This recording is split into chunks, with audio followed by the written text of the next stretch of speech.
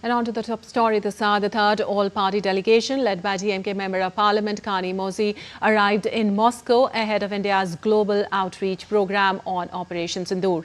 The delegation was received by India's ambassador to Russia, Vinay Kumar. A busy schedule of meetings and interactions awaits the delegation in Moscow on Friday and Saturday. The delegation would carry forth the country's strong message of zero tolerance for terrorism in all its forms and manifestations. During the course of their stay in Moscow, the delegation will be interacting with senior dignitaries from the Federation Council and the State Duma of the Federal Assembly of the Russian Federation, Ministry of Foreign Affairs and other key interlocutors in key think tanks and media. The all-party delegation will also visit Slovenia, Greece, Latvia and Spain.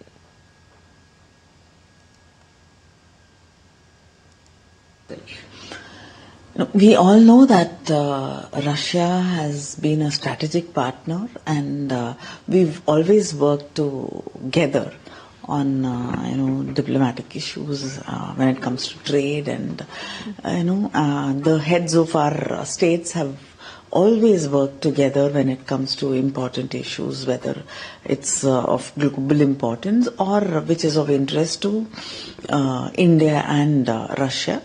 So it becomes very important at this point to reach out to Russia when we have been facing terror attacks time and again. And we've lost 26 lives in India.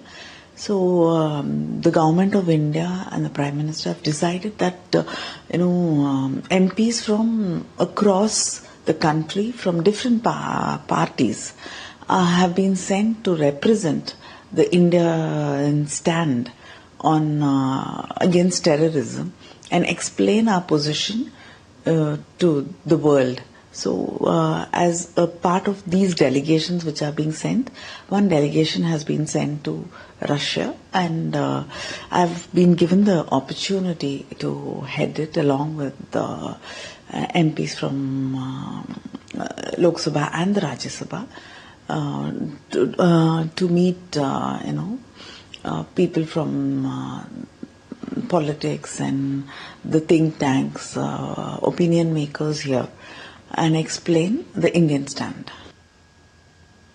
Well, India's ambassador to Russia, Vinay Kumar, said the purpose of the all-party delegation's visit to Russia and 4 other countries is to apprise the global community about India's fight against terrorism. He said that the delegation will share serious concerns about the escalation that Pakistan did by launching a terror attack. The purpose of the visit is to apprise the global community, in this particular case the Russian Federation, about India's fight against terrorism, and share our serious concerns about the escalation that Pakistan did by launching a terror attack which was among the very worst of its kind. India-Russia cooperation in countering terrorism has a long history. In fact, the first joint working group on countering terrorism that was established by India with any country was with Russian Federation in 2002, and since then we have had consultations on this issue.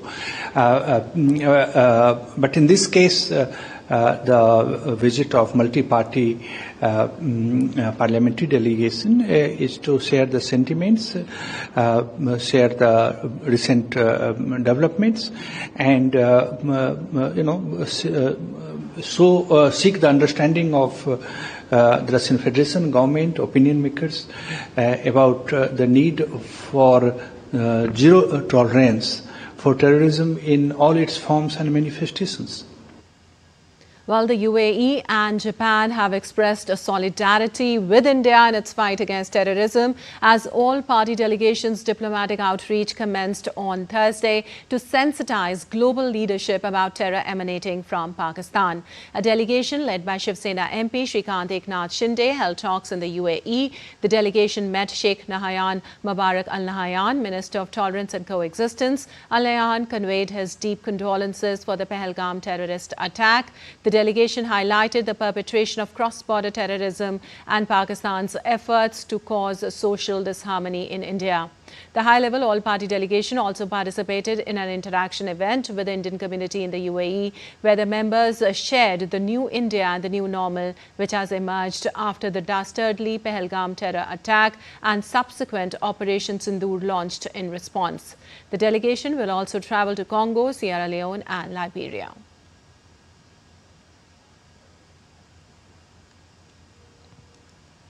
Exactly 1 month back, news channels were telecasting Pahalgam, 22nd April. Today we are on 22nd of May. The date is exactly the same. The month has just progressed by 1 month. And at that time, the headlines were showing as if India was so helpless that terrorists were saying, go and tell the Prime Minister this is what we have done. Did any one of us ever think that an all-party delegation across all these seas would have started an initiative within 30 days? And here we are on 22nd of May, and I can assure you, by 22nd of June, we would have done so much more. That is progress, that is the work, that is the achievement that we are doing. Well, another all-party outreach delegation is in Tokyo, led by JDU MP and JDU National Working President Sanjay Kumar Jha. He reaffirmed India's actions against terrorism and told the diplomats and representatives from several countries during the global outreach about the new normal in place against terrorism. How India and Pakistan are different. In thoughts, in every aspect, we are different. And just after 1 week, there is an attack in Pahalgam. Now, as he said, our Prime Minister said, terror and talk cannot go together. Trade and talk cannot go together. And water and blood cannot flow together. So that is the man. Entire 140 billion people are against terrorism. Or you can't be neutral on this. If any country is promoting, financing, training them, how come Osama bin Laden has not found anywhere in the world? He found in Pakistan, just next to their air base. Every terrorist activity in the world has some or other link in Pakistan. The event saw ambassadors and diplomats of several countries in attendance. These included Saudi Arabia, Liberia, Micronesia, Singapore, Russia, South Africa, South Korea, Colombia, Brazil and Australia, amongst others. India's ambassador to Japan, C.B. George, brought to attention the dastardly Pahalgam terror attack. He highlighted that business and tourism were flourishing in Jammu and Kashmir and children were going to schools and universities. India had conducted election in the Union Territory of Jammu and Kashmir. He brought to attention the visuals of a terrorist being given state funeral in Pakistan and underscored the new normal is very clear: zero tolerance to terrorism. It was a clear message that India has zero tolerance for terrorism. We will punish terrorists. We will go to any extent to punish the terrorists. The whole nation came together, the entire country. And the message from now on is this: we have zero tolerance towards terrorism. Blood and water cannot flow together. Terror and trade cannot happen together. And that is the message we are here. When it comes to fight against terrorism, there is no neutral position. You are either in the fight against terrorism or you are supporting terrorism. DD India's Akshay Dongre joins us for more on this. Well, Akshay, how do you think UAE and Japan support for India in its fight against terrorism will influence international diplomatic relations, especially in relation to Pakistan? Well, first of all, we have seen how government of India has dealt with this entire case. So we are not looking for validation from any of the countries. India is self-sufficient. India can deal with terrorism. India can deal with terrorism on its own terms, as well as it has the ability to punish the perpetrators of any terror attacks. Anywhere, wherever they are hiding across the world. That is one thing India is very aware of. What we are telling the world is that the kind of narrative that is being built now after the action that has been taken against terrorism is in fact a double crime that Pakistan is conducting or is allowing to happen, or rather is aiding. Right. First of all, you carry out terror attacks, then you justify them, and then you play victim once the perpetrator starts to respond to this homegrown terrorism. So Pakistan essentially is to the world, in another word, saying that we will carry out terrorism, but no country should act against us because we are poor. So that is a message that Pakistan is sending again and again once it carries out these kind of dastardly communal terror attacks, and then it cries foul when India acts. And that is what we are telling the world, that it's us who acted, we had the capability to act, and we will not tolerate terrorism. And if Pakistan later on cries, then this is something that the world should be aware of, because we have to give it to Pakistanis that they have a very fine propaganda. They have an entire industry that works towards creating fake news, and that we have seen during Operation Sindoor as well, when all kind of fake news were being spread to misguide people inside Pakistan and outside Pakistan as well. So you have to counter that narrative, and that is what we are seeking. But as far as our alliance with the UAE and Japan are concerned, they remain steadfast. They remain very, very strong, and it's out of that mutual respect we are going to these two countries and letting them know about the action that we have taken against terrorism. Of course, we have to make the world more aware. Akshay, the all-party delegation will also visit Slovenia, Greece, Latvia, Spain. India, of course, emphasizing on the new normal. How might it impact global perception of India's stance on cross-border terrorism and, most importantly, regional stability? Well, when it comes to regional stability, it's not going to be there unless Pakistan decides to act as far as terrorism is concerned, and it seems that it will not act. From the experience, we have seen that Pakistan is not going to act against terrorism. It is a very, very, in many sense, shameless country when it comes to using terror as a state policy and to get funds from across the world. Pakistan has pioneered in it, and as far as our actions are concerned, they are going to remain steadfast. As we can report, 3 delegations have already gone Lipakshi. The rest of the delegations to around the world will be leaving in the next 2 days. And this is a message loud and clear from India coming in, that we will act against terrorism. As our honorable members from the delegation have already said, that blood and water cannot flow together. Terror and trade are not going to happen together. So it's either you act against terrorism, or once we act, at least the world should know that why we did. Absolutely, the message is clear. We will react against terrorism. Thank you so much, Akshay, for all those details. And in an attempt to reach out to citizens across the nation to raise awareness about Operation Sindoor and its significance for India's security and sovereignty, an 11-day-long Tiranga Yatra was held across the country from May 13th. The campaign tried to galvanize people over an issue that has drawn support from all sections of society. Operation Sindoor was launched on May 7th to strike multiple terror sites in Pakistan and Pakistan-occupied Kashmir in retaliation for a deadly attack in Jammu and Kashmir's Pahalgam on April 22nd, in which 26 tourists were killed. In addition to eliminating over 100 terrorists, the strikes targeted 11 air bases inside Pakistan and inflicted significant damage on their military capabilities. The air, land and sea operations were carried out with calibrated restraint, with an emphasis on minimizing civilian casualties.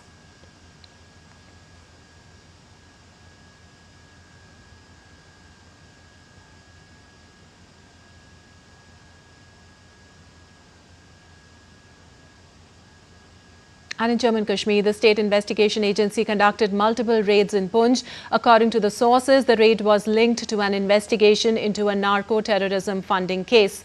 The agency is probing alleged financial links between terrorist organizations and individuals or groups in the region.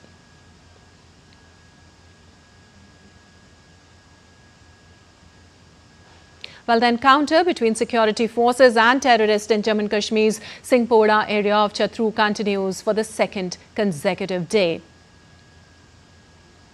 Sepoy Gekar Sandeep Pandurang, who lost his life in the line of duty on Thursday during the ongoing operation in the Singhpora area of Chatru in Kishtwar, was given a gun salute during the wreath-laying ceremony.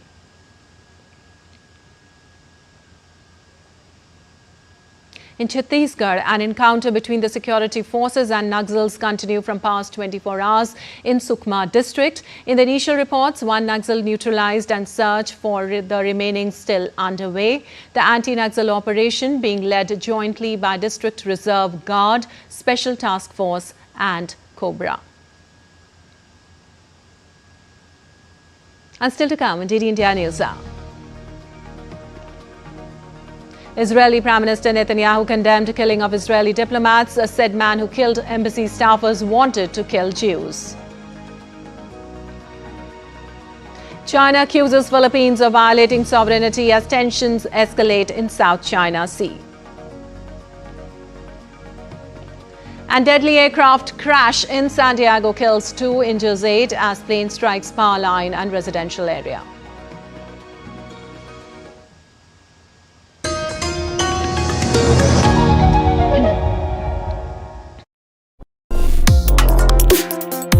Complex issues, hidden agendas, twists and turns, strategic games.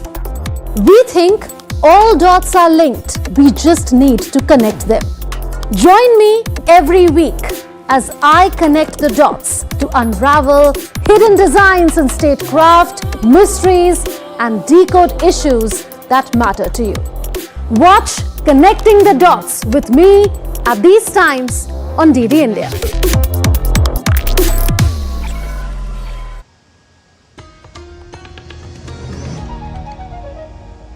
Welcome back. You're watching DD India News. I'm Lepakshi Kuran, and moving on the last leg of 3 European nations tour, India's External Affairs Minister Dr. S. Jaishankar in Germany interacted with members of German Bundestag in Berlin. The members appreciated the strong support for continued growth of India-Germany relations. They also discussed India's firm commitment of combating terrorism in all forms and manifestations. Early on the day, External Affairs Minister Dr. Jaishankar chaired the Regional Conference of Ambassadors in Europe in Berlin. During the meeting, the leaders discussed Operation Sindoor and shared the message of zero tolerance for terrorism. They also deliberated on various aspects of more deeply engaging Europe at a time of change. Before Germany, External Affairs Minister Dr. Jaishankar also visited Netherlands and Denmark. And moving on, with an aim to highlight Northeast region as a land of opportunity, attracting global and domestic investment and bringing together key stakeholders, investors and policymakers on a single platform, Prime Minister Narendra Modi will inaugurate the Rising Northeast Investors Summit today at around 10:30 a.m. IST at Bharat Mandapam in New Delhi. The Rising Northeast Investors Summit, a 2-day event from May 23rd to 24th, is the culmination of various pre-summit activities. The summit will include ministerial sessions, business-to-government sessions, business-to-business meetings, startups and exhibitions of policy and related initiatives taken by state government and central ministries for investment promotion. The main focus sectors of investment promotion include tourism and hospitality, agro-food processing and allied sectors, textile, handlooms and handicrafts, healthcare, education and skill development, information technology enabled services, infrastructure and logistics, energy and entertainment and sports. And India welcomed the signing of the treaty between the United Kingdom and the Republic of Mauritius on the return of Mauritian sovereignty over the Chagos archipelago, including Diego Garcia. External Affairs Ministry in a statement said the formal resolution of the long-standing Chagos dispute through this bilateral treaty is a milestone achievement and a positive development for the region. India has consistently supported Mauritius's legitimate claim over the Chagos archipelago in keeping with its principled position on decolonization, respect for sovereignty and the territorial integrity of nations. As a steadfast and long-standing partner of Mauritius, India remains committed to working closely with Mauritius and other like-minded countries to strengthen maritime security and regional stability and ensure peace and prosperity in the Indian Ocean region.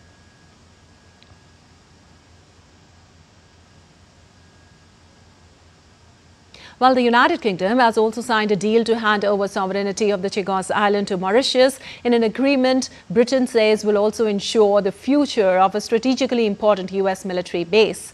Under the deal, the UK can continue leasing the largest of the islands, Diego Garcia, keeping the key military facility in British and American hands for at least 99 years. It has a deep water port, an airfield, and advanced communications and surveillance capabilities which have been used in missions to disrupt high-value terrorists, including Islamic State threats to the UK. I signed a deal to secure the joint UK-US base on Diego Garcia. This is absolutely vital for our defence and intelligence, and therefore for the safety and security of the British people. The full assessment of why this is so important is highly classified, but I want to speak as frankly as I can. The strategic location of this base is of the utmost significance to Britain, from deploying aircraft to defeat terrorists in Iraq and Afghanistan, to anticipating threats in the Red Sea and the Indo-Pacific. The base is right at the foundation of our security and safety at home. Well, Israeli Prime Minister Benjamin Netanyahu strongly condemned the brutal killing of 2 Israeli diplomats in the United States, describing it as a cold-blooded act. The staffers were killed while leaving an event outside the Capital Jewish Museum on Wednesday night. The suspect chanted "Free Palestine" after he was taken into custody, as per the officials. The victims, Yaron Listinsky and Sarah Lynn Milgrim, were a young couple about to get engaged. Israeli embassies around the world have immediately stepped up security. Last night in Washington, something horrific happened. A brutal terrorist shot in cold blood a young, beautiful couple, Yaron Listinsky and Sarah Milgrim. Yaron had just bought an engagement ring for Sarah. He was planning to give it to her in Jerusalem next week. They were planning to start a new and happy life together. Well, that tragically did not happen. Yaron and Sarah weren't the victims of a random crime. The terrorist who cruelly gunned them down did so for one reason and one reason alone. He wanted to kill Jews. And as he was taken away, he chanted, "Free Palestine." This is exactly the same chant we heard on October. Well, Elias Rodriguez, a 31-year-old Chicago resident, has been charged with 2 counts of first-degree murder after gunning down 2 Israeli embassy staffers outside the Capital Jewish Museum in Washington, D.C. Wednesday evening. Rodriguez was arrested at the scene. The victims, Yaron Listinsky and Sarah Lynn Milgrim, were killed after attending a Jewish event at the museum. 31-year-old Elias Rodriguez of Chicago, Illinois, is now charged by complaint after his initial appearance before U.S. Magistrate Judge Matthew Sharbaugh with the following: murder in the first degree for the murder of 30-year-old Yaron Listinsky, a foreign official and official guest of the United States. Mr. Listinsky was here on official business for the State of Israel. The defendant Rodriguez is also charged with 2 counts of murder in the first degree. Well, the U.S. authorities are investigating the attack as both a hate crime and an act of terrorism. We're going to continue, as I said, to investigate this as an act of terrorism and as a hate crime.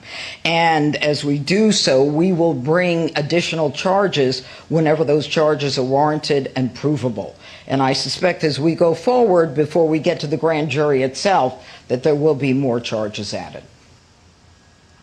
Well, the shooting has sparked international outrage. U.S. President Trump and other global leaders condemned the attack, citing a rise in anti-Semitism amid the ongoing Israel-Gaza conflict. The U.S. State Department has also condemned the heinous crime. We condemn the heinous murder of 2 staff members from the Israeli embassy in Washington, D.C. last night. Every day we talk about in this room the aftermath of one of the most obscene attacks on Jews in history.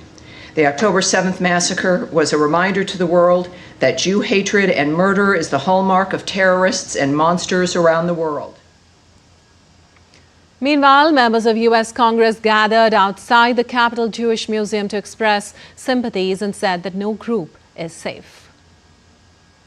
These experiences are meant to scare us, but they're also meant as a reminder that these last 50 years have been kind of a break from thousands of years of anti-Semitism, that it's not gone, that it's been reborn since October 7th of 2023, and that we're all worried. And when it happens to one group, it means really no group is safe. And that's an important message to get across. Well, the 5th round of indirect talks between Iran and the United States will be held on Friday in Rome. U.S. Special Envoy Steve Witkoff will attend a new round of talks with an Iranian delegation over Tehran's nuclear program. Providing details of the Trump-Netanyahu call, White House Press Secretary Karoline Leavitt said that Trump believes negotiations with Iran are moving in the right direction. The president spoke to Prime Minister Benjamin Netanyahu today. They had a productive discussion. They discussed many things, including, of course, the tragic shooting that took place here in Washington, D.C. last night. But they also did talk about a potential deal with Iran, which the president believes is moving along in the right direction. And as the president told me, and he's told all of you, this deal with Iran could end in 2 ways. It could end in a very positive diplomatic solution, or it could end in a very negative situation for Iran. So that's why these talks are taking place later this week. While Iranian Foreign Minister Abbas Araghchi said in a televised interview on Thursday that if the United States aims to end uranium enrichment, then there will be no nuclear deal. Also, Oman has long served as a mediator between U.S. and Iran, facilitating quiet diplomacy amid tensions over Iran's nuclear program and regional security. And moving on, frustrated over recent developments, Chief Advisor of Interim Government of Bangladesh, Professor Mohammad Yunus, is considering to step down. As per local media, Yunus voiced his desire to resign and address the nation through a televised speech during unofficial discussions at an advisory council meeting on Thursday. He talked about his worries over aspersions on his government's performance and duties. Yunus's relationship with political parties and the military has reportedly deteriorated. On Wednesday, it was reported that powerful Army Chief General Waqar-uz-Zaman said elections should be held by December.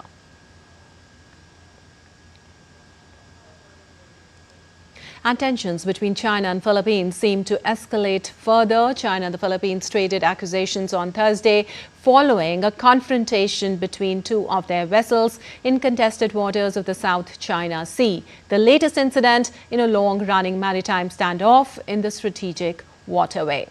Well, the Philippines Fisheries Bureau said the lives of a civilian crew were put at risk when the Chinese Coast Guard fired water cannons and sideswiped a vessel as it conducted marine research around a disputed South China Sea reef.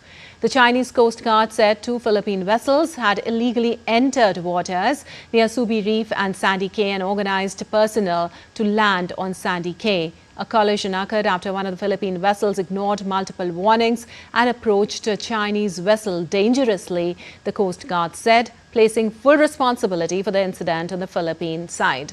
The Chinese statement did not mention any use of water cannons. Well, time for a short break. We'll be back in a while.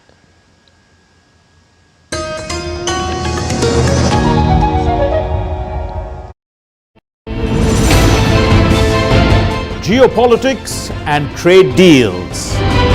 Economic challenges amid development. Hard work and the path to prosperity. It's the economy always. Between walkers, money is what money does and says. Supply creates its own demand. Between the bulls pulls and bears tears. When supply chains globalization and India rises to the podium. We'll get you centered with the economic brief at 8 p.m. every Thursday on DD India.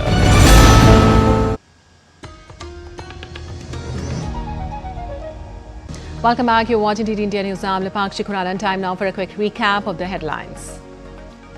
All-party delegation led by DMK leader Kani Mozi arrives in Moscow to highlight India's continued fight against terrorism. UAE Japan express solidarity with India as multi-party delegations reach out.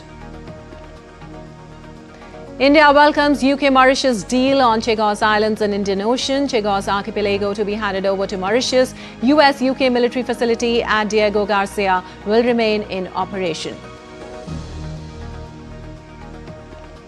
Trump administration revokes Harvard's right to enroll foreign students. Harvard calls move unlawful, pledges support for foreign students. Iran warns that there will not be any nuclear deal if the sole purpose of talks is to stop uranium enrichment. Fifth round of talks with the US in Rome today.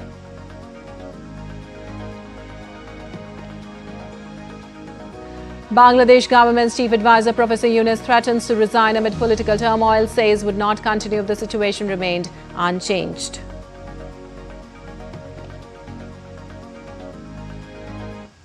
Moving on, a US Supreme Court ruling in a legal battle over President Donald Trump's firing of two federal labor board members contained a line that eased, for now, worries that the cases would open the door for Trump to fire Federal Reserve Chair Jerome Powell at will. The court's order allows Trump to keep the two Democratic Labor Board members sidelined while they challenge the legality of their removal. Lawyers for Quinny Wilcox, who was removed from the National Labor Relations Board, and Kathy Harris, who was dismissed from the Merit System Protection Board, had argued that a ruling in favor of the Trump administration could undermine legal protections for Fed policymakers, long seen as being insulated from presidential dismissal for reasons other than malfeasance or misconduct.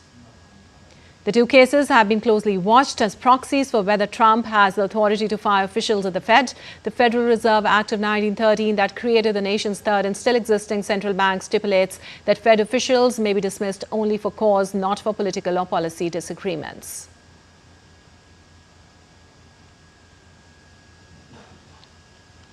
Well, the Trump administration has dropped a bombshell on Harvard University, barring it from enrolling international students and throwing the academic futures of thousands into chaos. Homeland Security claims the move is about national security, but Harvard calls the government's action unlawful. Here's a report by DD India's Harshita Oberoi. Harvard University, an academic giant known around the world, is now at the center of a firestorm. The U.S. Department of Homeland Security, under the directive of Secretary Kristi Noem, announced on Thursday that it has revoked Harvard's certification to admit international students through the Student and Exchange Visitor Program. The revocation, set to take effect for the 2025-2026 school year, means that current foreign students must transfer to another institution or risk losing their legal status in the United States. The Trump administration accuses Harvard of enabling anti-Semitism and even coordinating with the Chinese Communist Party, claims the university strongly denies. Officials say Harvard failed to cooperate with demands for data on foreign students and protest activities over the last 5 years. Noem gave Harvard 72 hours to hand over student records and surveillance footage, saying universities must earn the privilege to enroll international students and not take it for granted. Harvard, which hosts nearly 6,800 international students, called the move unlawful and retaliatory. The move adds fuel to a growing confrontation between the Trump administration and America's top universities. In recent weeks, the government froze $3 billion in federal grants to Harvard and this week pulled another $60 million citing failure to curb anti-Semitic harassment. Secretary Noem confirmed the administration is looking at similar actions against other campuses, including Columbia University. As legal battles mount and universities brace for further action, thousands of international students now find their futures hanging in the balance. Harshita Oberoy's report for DD India. While two senior diplomats from the United States and China held a phone call on Thursday to discuss issues of mutual interest, signaling a thaw in the ongoing trade war. The call took place between U.S. Deputy Secretary of State Christopher Landau and China's Executive Vice Foreign Minister Ma Zioxiu, focusing on maintaining open lines of communication between the two nations. While details of the conversation were not disclosed, both sides acknowledged the significance of their bilateral relationship, not just for their countries but for the global stage. This call comes after a temporary de-escalation in the trade conflict, with both countries agreeing to a 90-day tariff reduction earlier this month. The ongoing dialogue marks a step toward stabilizing relations that had been strained under the leadership of U.S. President Donald Trump, who had imposed tariffs on Chinese goods since taking office in 2017. And a small civilian aircraft crash killed 2 and injured 8 people in San Diego, California on Thursday. The plane had 6 people aboard, according to the U.S. Federal Aviation Administration. The accident happened in thick fog when the plane, which had come via Kansas, was nearing the Montgomery Gibbs Executive Airport. One of the dead was identified as Dave Shapiro, a music agent who founded San Diego-based Sound Talent Group. The company said 2 other members of staff who were aboard the plane had also died. It was not clear what had happened, but the fire department's eddy said a nearby power line appeared to have been clipped. At least 10 houses were hit by debris, and vehicles on both sides of a street went up in flames when the aircraft slammed into the ground. The residential area is largely military housing to about 2,300 military families. San Diego is home to U.S. Navy facilities, Marine Corps bases and Coast Guard stations. The accident came at a time of heightened tension in the skies above America. Investigators from the National Transportation Safety Board and the Federal Aviation Administration would investigate. And Colombia's leftist government was plunged into fresh crisis after the country's first black vice president described the administration as racist and patriarchal. Less than a year before a presidential election, Francia Marquez, a trailblazing Afro-Colombian activist turned politico, launched an extraordinary broadside at her own colleagues. Her comments come as Gustavo Petro, Colombia's first leftist president, struggles to carve a legacy before he must leave office next year. Marquez has had several public disputes with Petro and was stripped of her role as equality minister earlier this year. And Dubai's Crescent Studio has made culinary history by becoming the first ever Indian restaurant to receive the coveted 3 Michelin stars. Chef Himanshu Saini's innovative approach to Indian cuisine has redefined traditional flavors, marking a significant milestone for Indian food globally. DD India's Antara Sinha tells us more. In a groundbreaking moment for global gastronomy, Crescent Studio in Dubai has become the first ever Indian restaurant to earn 3 Michelin stars. The honor, announced at the Michelin Guide's 4th Dubai ceremony, marks a historic milestone for Indian cuisine on the world stage. Located on Dubai's iconic Palm Island, Crescent Studio, a 20-seat fine dining experience helmed by Chef Himanshu Saini, has redefined the boundaries of Indian food by fusing traditional flavors with cutting-edge technologies. The Michelin Guide, known for its prestigious food rankings, has never before awarded Indian cuisine with such an esteemed accolade. Bhupendra Nath, the founder of Crescent Studio, expressed pride in the recognition, calling the restaurant's achievement a reminder of the weight of the word only, as the sole Indian restaurant to earn the coveted 3 stars. Chef Saini, a 38-year-old culinary innovator, described the award as a dream come true and hoped it would inspire a new generation of chefs to push the envelope in their culinary ventures. I hope this sparks generations. I hope this motivates all the younger upcoming chefs. It's a dream which is possible, and I I think this can only make our cuisine go much more forward, much more, be much more prouder. I think it's a great time for Indian food. Today I realize what is the word called only and how heavy it is when we are awarded as the only Indian restaurant. So today I understand the word called only very well. Tracine Studios, focused on using locally sourced organic ingredients, highlights a growing movement towards sustainability and fresh, innovative food experiences. Its success is a testament to the increasing influence of Indian chefs who are rewriting the culinary playbook, blending ancient spices with modern techniques to captivate palates worldwide. As the world's culinary spotlight shines brighter on India, this achievement signals that the global appetite for Indian cuisine is only just beginning. Antara Sinha for DD India. And now some weather updates. The U.S. National Oceanic and Atmospheric Administration on Thursday predicted a more intense Atlantic hurricane season this year. The agency is forecasting a 60% chance of an above normal season, with between 13 to 19 named storms and 6 to 10 are expected to become hurricanes, while including 3 to 5 major hurricanes classed as category 3, 4, or 5 with sustained winds of at least 111 meters per hour. There is also a 30% chance of a near normal season and a 10% chance of a below normal season. Last year, 5 storms that were big enough that they were assigned names and caused economic losses exceeding $1 billion. The forecast cites a confluence of factors: neutral conditions in the El Nino Southern Oscillation climate pattern, warmer than average oceanic temperatures, prediction of weak wind shear, and increased activity from the West African monsoon, the starting point for Atlantic hurricanes. Some of the factors that we see associated with hurricane season, we're not really seeing any changes in the numbers or even the strength when it comes to, a warming of the planet. But we are seeing rainfall. We're seeing heavier rainfall rates. And, you go to these communities, you're seeing some of the rainfall, warmer planet, the atmosphere holds more moisture. So you are seeing a situation where some of the rain